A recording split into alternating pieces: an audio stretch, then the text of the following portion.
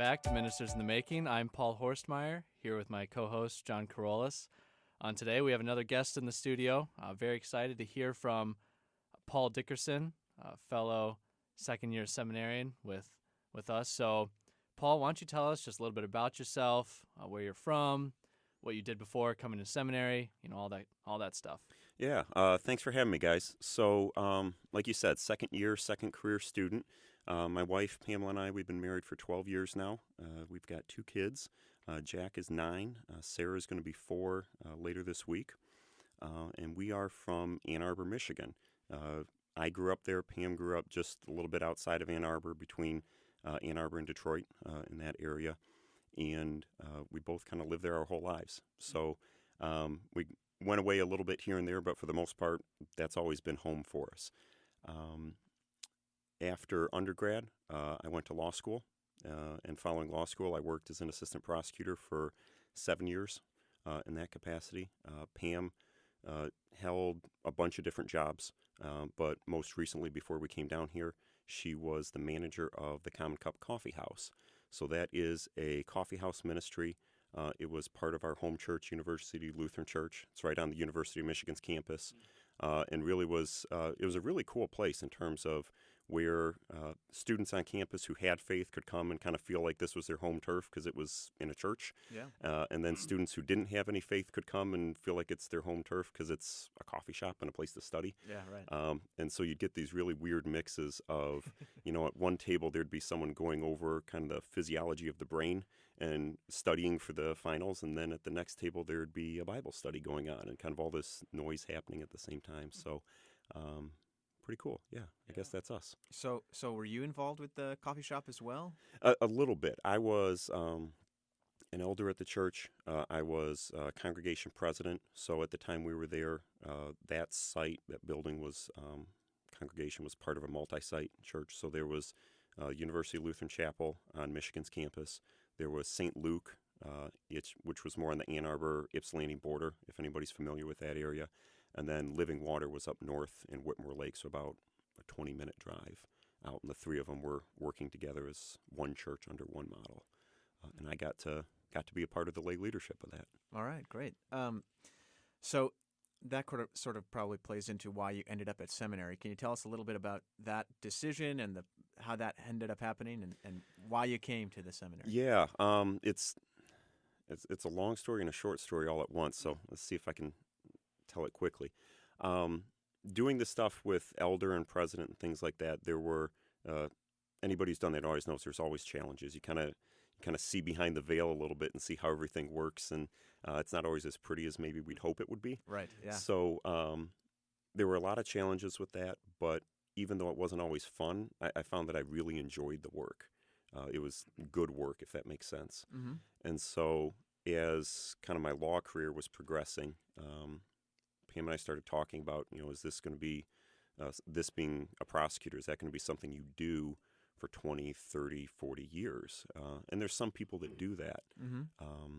But I didn't think that was for me. And so we started thinking about what might the next step in a career be.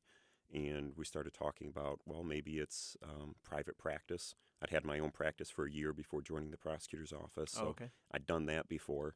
But kind of with this idea of either consulting with churches or representing churches, or somehow part of my law practice would be kind of a ministry to churches and assisting in whatever way I could.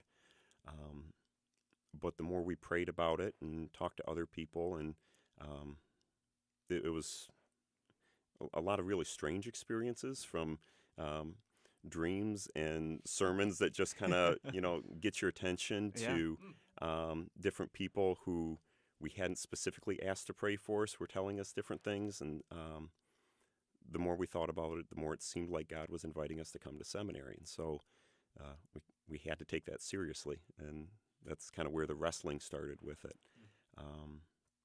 We only took one visit here. It wasn't really about, is this a good school for us, but more, is this the right step for our family? Yeah. So it wasn't like visiting undergrads or visiting law schools or anything like that.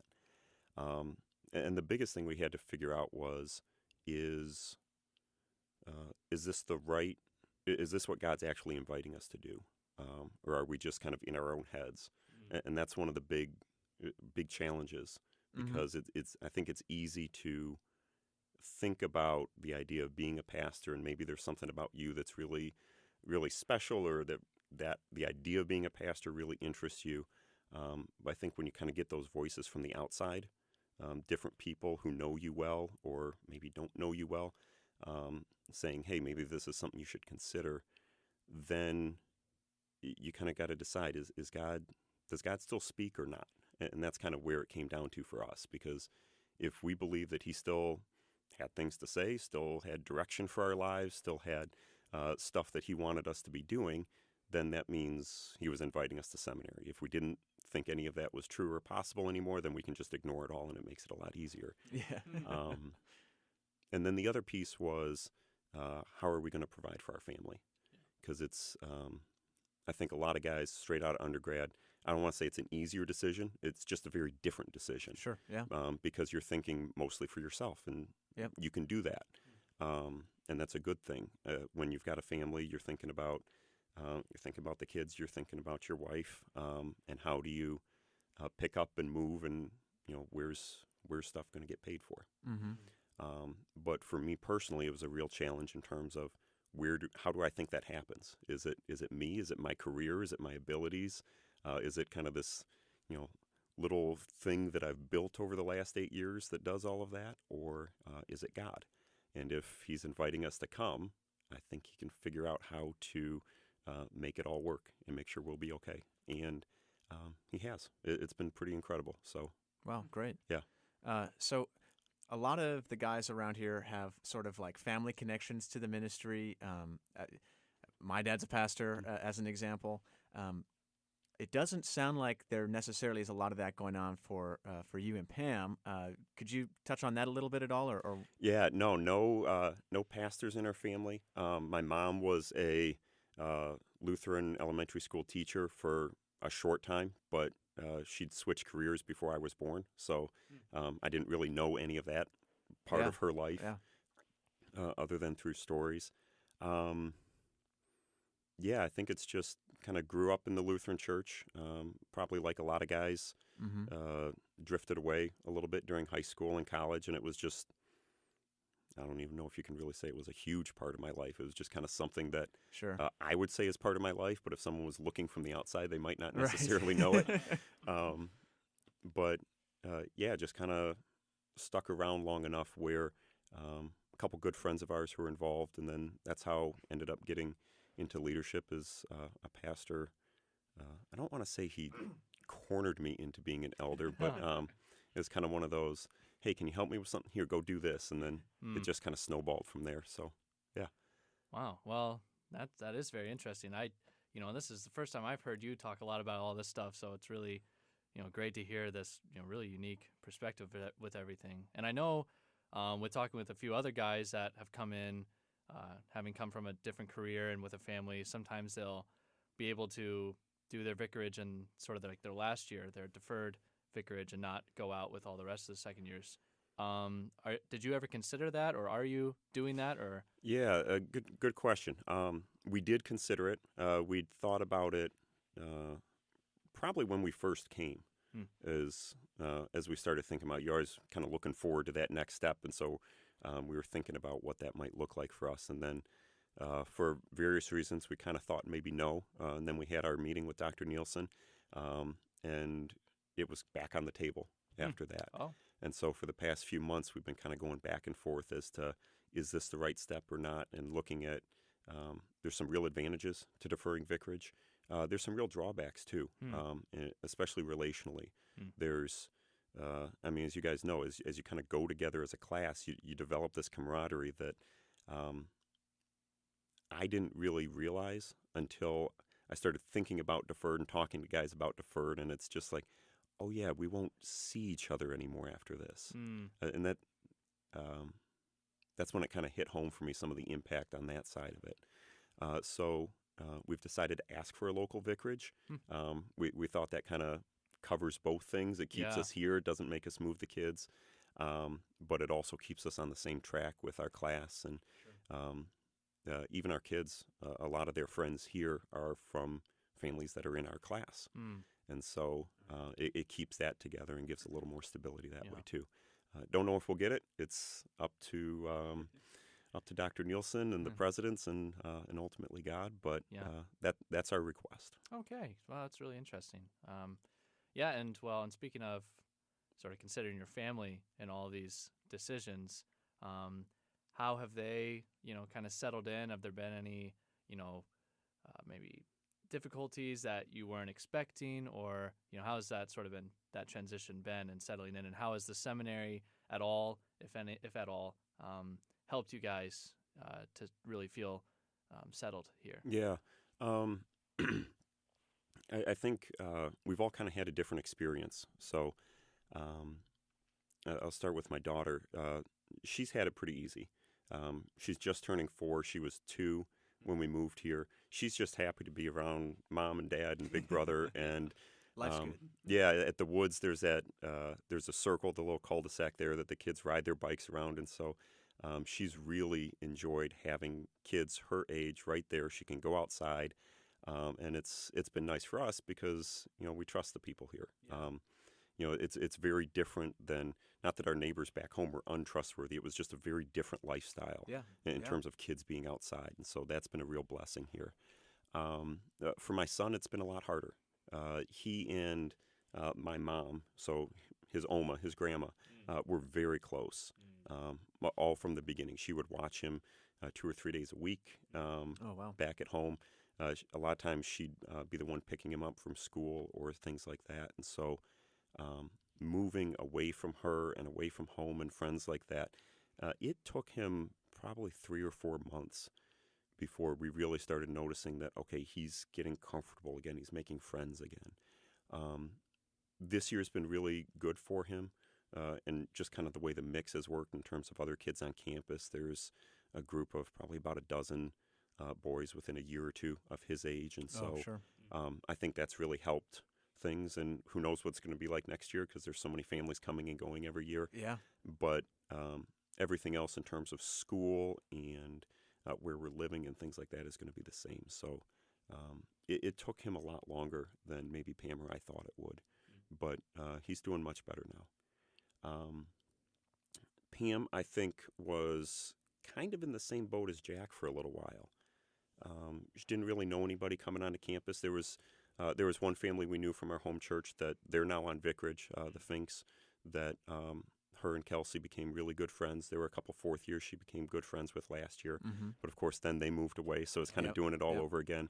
But I think some of the women's groups, the classes that are offered here, the Seminary Wives Association, she's got involved in that, have been really good for her in terms of giving her not only connections to other women on campus, but also just kind of an outlet for some of her creative stuff. So she's been involved in like the field day this fall. She did a lot of work with the ball just this last week. Yeah. So that's given her an outlet for those things that Mm-hmm. I think if she doesn't have something specific to work on, she might not do it as much. And so Sure. that's been really good. For me, I think I might have had it the easiest, but mostly because there's just always something to do. There's not a lot of time to sit around and think about how things used to be. Right. And as soon as you do, then there's a whole stack of books just waiting for your attention. But I will say it doesn't happen as often anymore, but especially first year. Every week when we first got here, and probably at least once a month still, you just, I'll wake up and I'll kind of look at the room, our bedroom, or, I'll be sitting in my desk working, and then I'll just think, how did this happen? Because you kind of get this moment, it's like, not that things aren't going well, but it's just like, this isn't the path that I was on. Right. I should be in my office back in Michigan.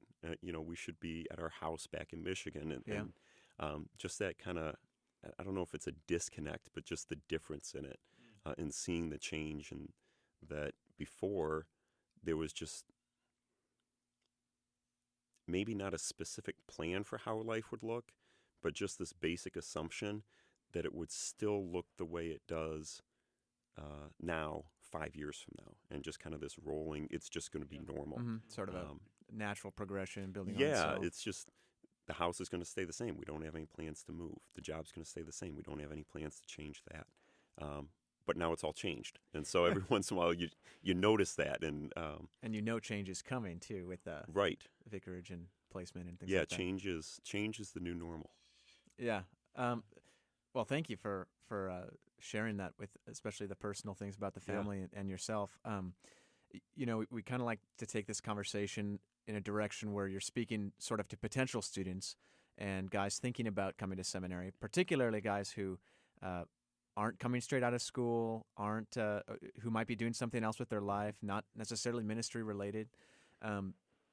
So first, has that transition from not being in sort of the classes mindset that, like Paul and I coming out of college, we were taking classes a semester before school or before the summer before school started here last year. Has the change from sort of professional life going back into an academic style of practices and patterns, how is that transition for you? It took a little while, but it went a lot better than I thought it would. And part of that is, I've had far too much school. Pam likes to joke I'm like in 22nd grade or something ridiculous. It's true, like you're that. doing grad school again. Yeah, again. So it's something it's a skill I've developed is school, for better or worse.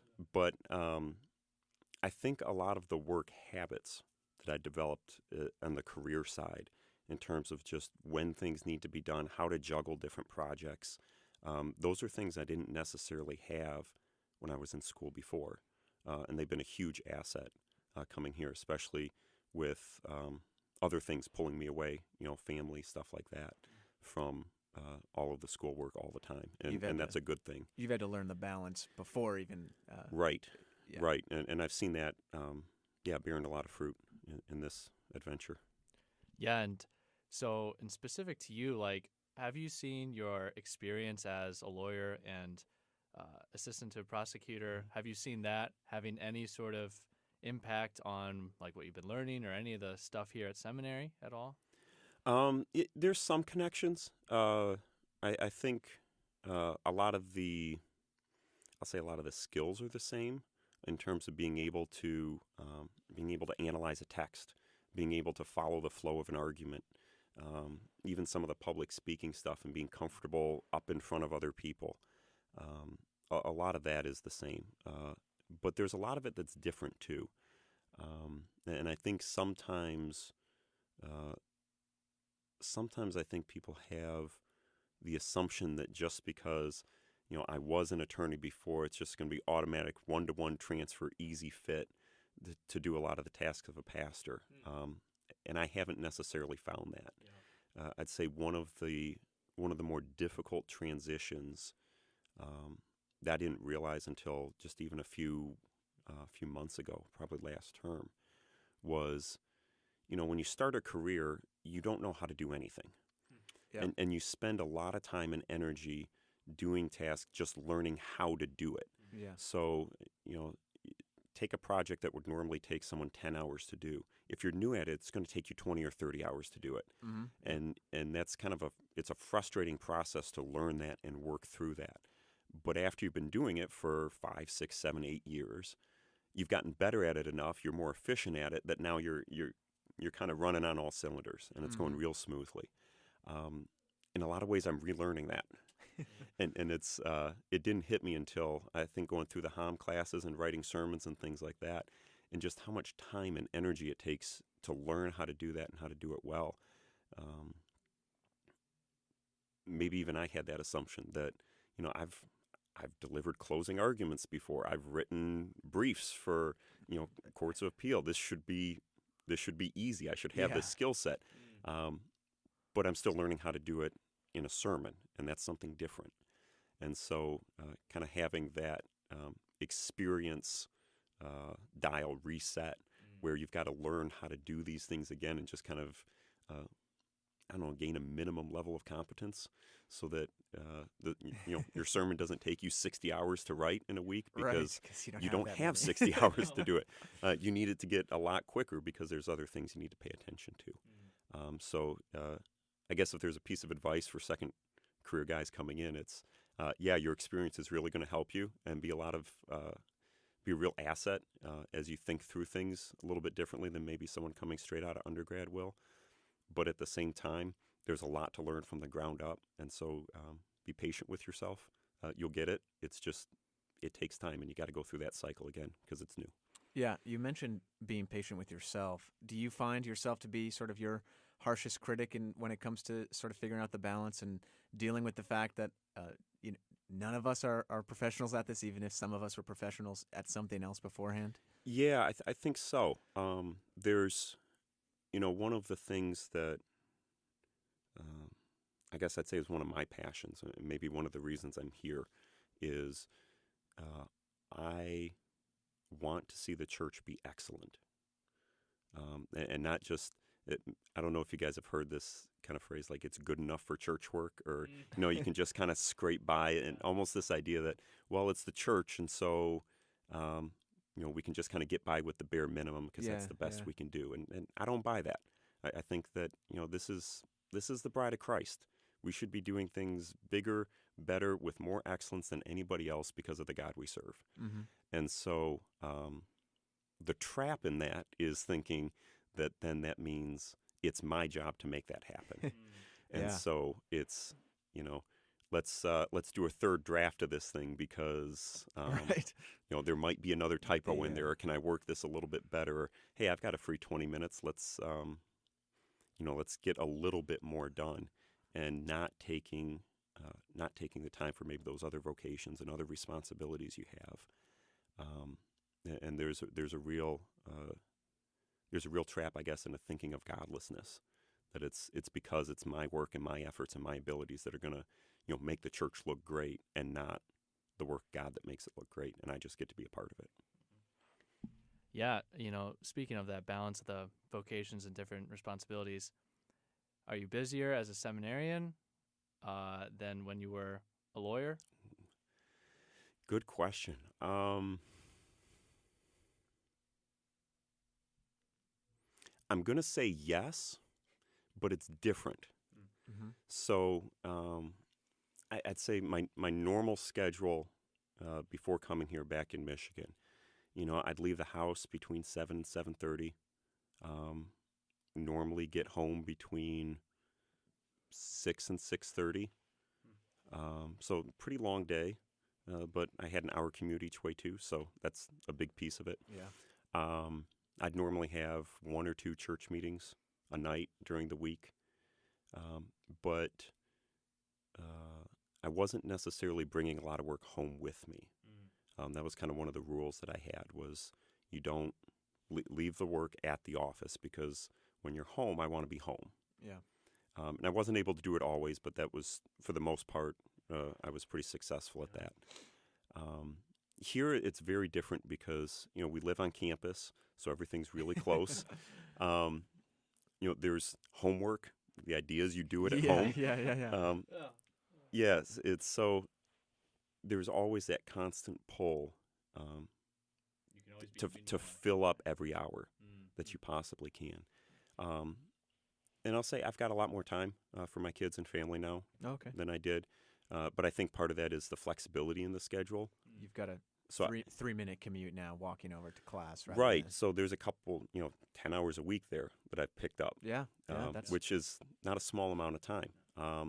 If I want to, in the middle of an afternoon, spend time with my kids because it's a nice day out, I get to do that. I couldn't do that before because I was an hour away, and there's stuff to do in the afternoon that work expects you to be there. So I'd say it's busier. I have less time maybe to myself, but more time to devote to a variety of responsibilities and ways to spend time with family and things like that. Yeah. Well, very good. So we've got a few more minutes here just to kind of two kind of final talking points. Just as a sort of general survey of your fieldwork experience, we kind of, if you mind sharing sort of the kind of church you're at, where it's located, and how that experience has been going for you. And then just sort of a closing open mic statement to recommendation for anybody considering seminary in general and in particular to the second career guys out there? Yeah. So field work. We are at Faith in Oakville. It's a pretty large church. They worship, I think, right around 1,000 on a Sunday over 3 services. Sure. They've got a second campus over in Columbia, Illinois, so just across the river. That I think just this Sunday coming up is going to go to 2 services. So they're kind of growing and doing stuff there. I think they're around 200 or 300 that they worship. All contemporary style services. So something Pam and I are more familiar with from back home. That's kind of what we grew up with and are most comfortable with. So that's been really good. The kids ministry there is it's pretty big, pretty involved. Their staff has been great about helping our kids get adjusted, and that's been one of the nice constants for our kids is the Fieldwork Church. I know there's between years kind of an opportunity if you want to look at going to a different Fieldwork Church, you can request that. And our big thing was, no, we want that stability for our kids because it's a good spot for them. For sure. A lot of really good experiences. The staff there, the pastors, Pastor John, Pastor Chris. There's actually 2 Pastor Johns there. Really good at feedback on sermons and things like that. So, good experience. Nice. Maybe not a lot in terms of doing traditional worship. So if I'd say there's a hole in my experience, it's that. But that's not what they do, and that's not who they are. Yeah. And so I think one of the things that I've learned from there is, as a church and as a congregation, be really good at who you are and what you do, and don't necessarily try to be and do everything for everybody. Because that's a real good way to spread yourself thin and not be really good at anything. Don't try to cover too much ground. Yeah, just be excellent at what you do, and trust that God's going to take care of everybody else who's not a part of that. Yeah. Yeah. Good. So you said there were 2. What's number 2? Remind me. The recommendation, sort of the what would you say to somebody considering it if they were in this room or listening to this podcast or whatever? Yeah. I would say a few things. Get as much outside advice as you can, from family, from friends, from people at church. Talk to guys here. Get as many perspectives as you can. And in particular, get as many people praying for you as you can. I said before, I think it's really easy just to kind of get in your own head. And then you start playing this game of, I think maybe we're supposed to go, wait, is that just me being selfish and, building up my own ego or not? And you just kind of bat it back and forth, and you don't really get an answer that way. I think this idea that God's word comes to us from the outside holds true for, are you invited to come to seminary or not? So listen to the people around you, people who are faithful, who are listening to God, and talk to them as much as you can. I would say, this sounds kind of silly, don't worry about how you're going to pay for it too much. You don't want to ignore it. Don't be stupid about it. But God's going to provide. There's a ton of resources down here. All of the stuff that's going on with tuition, take a look at that. Talk to the admissions guys about that. They can tell you. There's a lot of aid here. The food bank, huge blessing. The Resell It shop, huge blessing.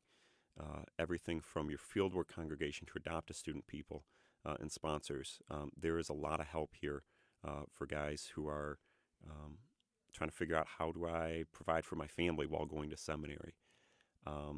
Jobs on campus, opportunities for wives to find employment. There's a lot of resources and a lot of different ways that God can take care of that for you. So you can trust in that. It's there.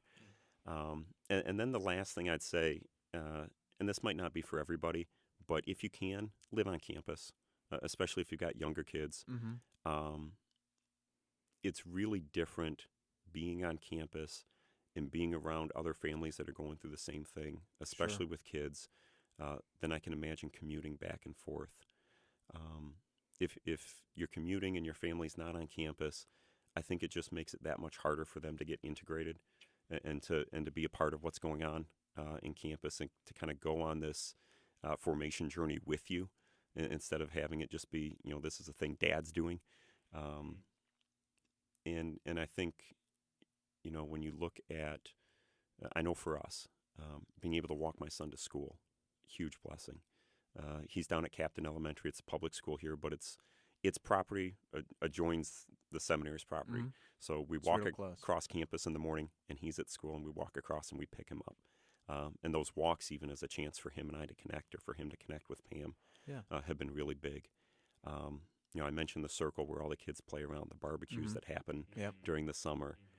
There's just a lot of unplanned, unstructured, impromptu opportunities to make friends and to be a community and find support for things that aren't going well, to give support and kind of practice that ministry side a little bit of how do you live with neighbors and things like that. So I'd say if you can swing it, live on campus. It's a good thing. It's well worth it. Yeah, well, thank you so much again for coming in today, for sharing some of these stories with us.